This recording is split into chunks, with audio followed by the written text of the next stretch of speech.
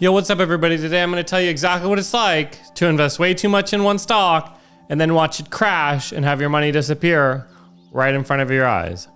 So my story starts a little while ago. A couple years ago, I had made in 2020, 2021, I was making around $1 million a year. So I was making around $110,000, about 100 grand a month before taxes. That's obviously a lot of money.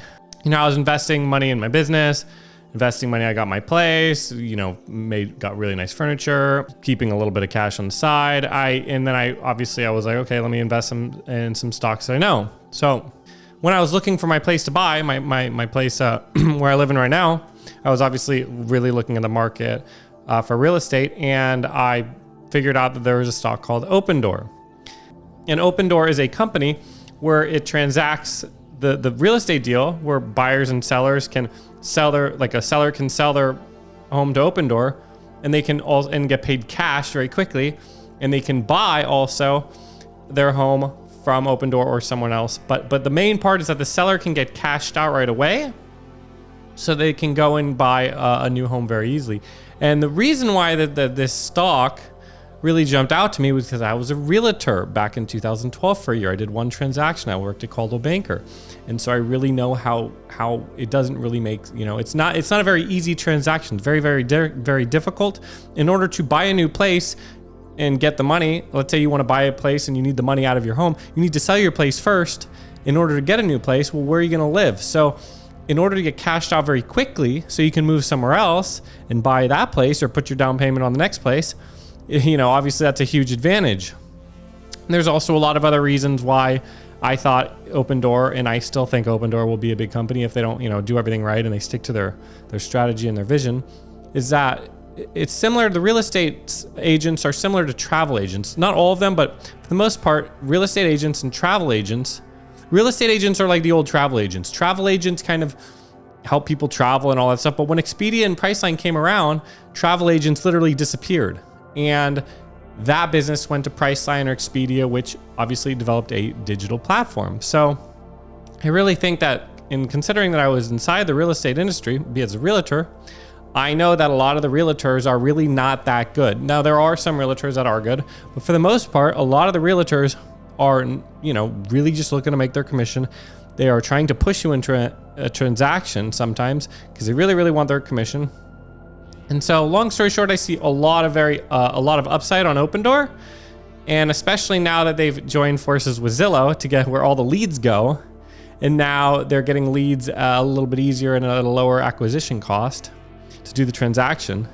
Everybody goes to Zillow and to look at real estate listings, and then Zillow has now made a deal with Opendoor that they're going to allow Opendoor to offer cash offers to the people that go on Zillow's platform and want to get offers to sell their home. And I'm like, wow, okay. And Zillow couldn't do it, and Redfin also couldn't do it. So I believe they've partnered up with both platforms, and that's where all the traffic's going. So I really see this as the future of conducting real estate is going to be like, a company like Opendoor doing the transaction. So, and after you get all the data and all the customers, who knows where it can go from there. But long story short, so given that I knew a lot about the industry, I decided, okay, I'm gonna invest in this. And when I was making 100 grand a month, I was like, okay, well, let me buy, the stock was around $30 to $40. And I believe I bought how many did I buy? I ended up buying 100 grand, and then I started getting more confident about it, and I bought another 100 grand. And it's just before taxes, it's only a month income, so it wasn't really a whole lot of money to me at the time. And then eventually I ended up investing $380,000 in Opendoor. And especially the way, I was also experiencing a little bit of stock euphoria because I was like, okay, I don't want to miss out on this stock. Now, anyway, so after COVID stopped and everybody and it started reopening and inflation started happening and they jacked the interest rates, the stock and the wars happened, the stock started going from 38, I think it was at its high, and then it just went down to 20, and then it went down to down even more, down even more, down even more. Actually, I remember I was in it about 18 or 20. I think I was in at about 20 eventually. When I had 380,000, but it just kept going down. And then I didn't realize that when the rates flipped really quickly from 3 to 6 or 7 or 8%, the housing prices went down really quickly too. And so all the inventory that Open Door had decreased very substantially. So they had to offload a lot of inventory. They lost like $1 billion or whatever. And so I was down. The stock ended up going at a very low price of 91 cents. So my $380,000 turned into $30,000. So I was down $350,000, and it was I'll explain how crushing it was.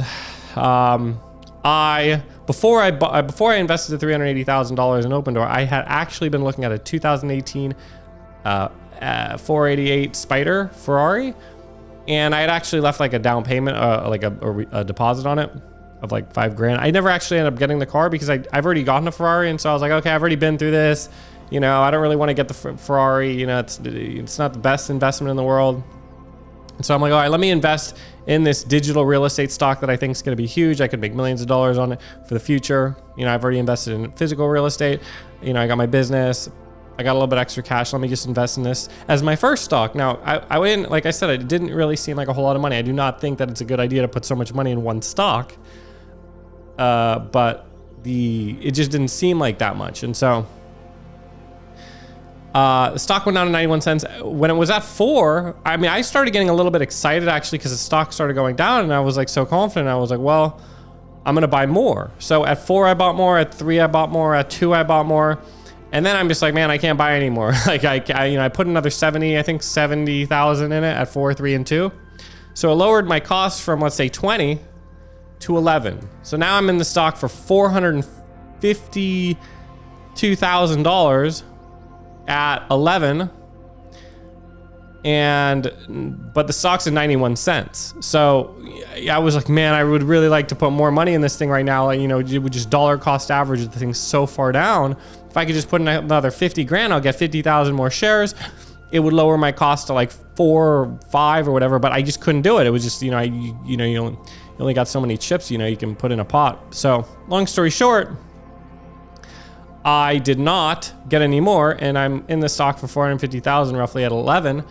And I just sat at like under one. People were talking about it might go bankrupt, and it was devastating. It was absolutely devastating because also my income started coming down because people just stopped doing as much business. Interest rates went up, and so all of a sudden the income started going down, and I started realizing how much I had put into one stock.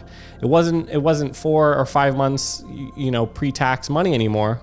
It was more like a whole lot more money. I was like, whoa, it took a while to take effect, but I'm like, wow, I can't believe I just almost put $500,000 in this stock. That also dropped over 90%, 95%, 96%. And you know, there's only two things. There's only one thing you can really do: not do anything or dollar cost average.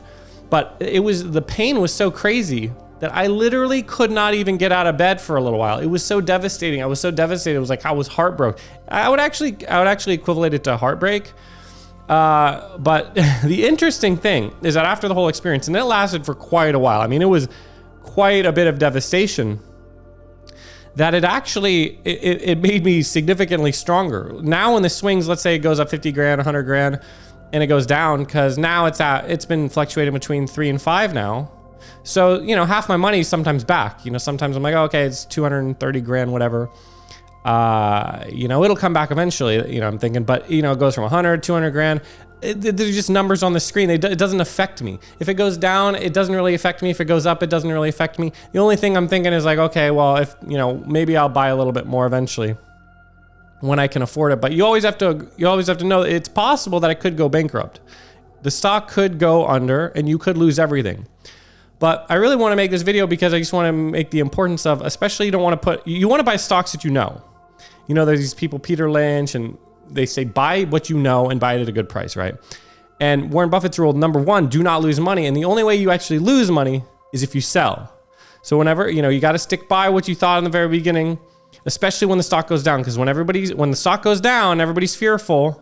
You get greedy. When everybody's greedy, be fearful. And when everybody was greedy, I got a little bit greedy too. So that's where I messed up. But the euphoria was so big about, you know, influx of money, stocks going up, fear of missing out, that I almost couldn't control it. So you just want to be careful. And you know, obviously I'm just telling this story because I think it's a crazy story. I'm sure people experience a lot bigger things than this, but so far I've held the stock for it's been like 2 or 3 years. I'm in it at, like I said, about $11. It's now at, I think it's like $3.50 today.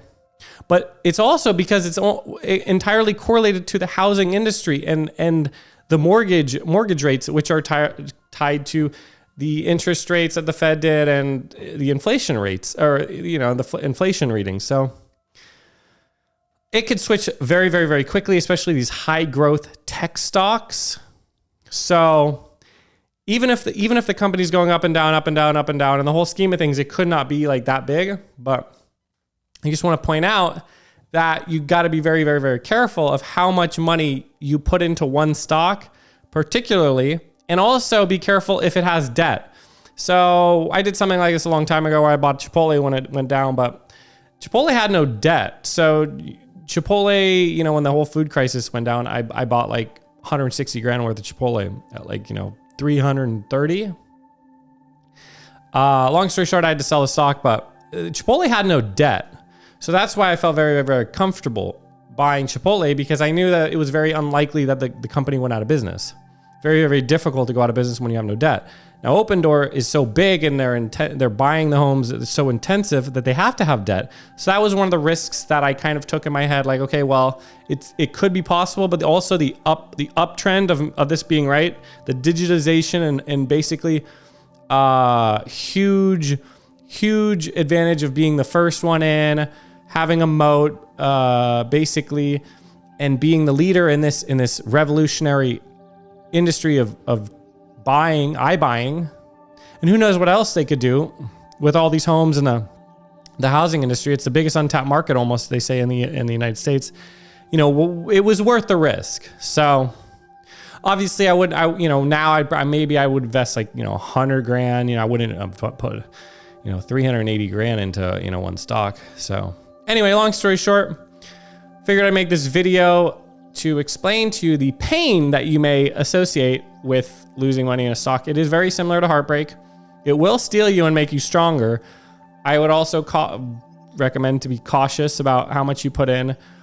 If a company has debt, watch out as well. It has more of a likelihood of going bankrupt. Buy what you know and stick to it for a very long time, not a couple years, you know, like 10, 20 years when you make an investment like this. So you can't really listen to a lot of other people sometimes because they don't really know what you know about an industry. Like, there are other industries and stocks that I know just because, you know them so well. And maybe you've also been a consumer of that company, that it's an easier buy and hold. So sometimes you can't really listen to people, you know, because they might sell if a stock's going down, sell. You know, you can't listen to people sometimes. So obviously sometimes you can listen to people, but sometimes you gotta stick by what you think is right, but not invest too much. So thought I'd make this video today to explain to you about what the title says. So hope it helps, and see you later. Bye.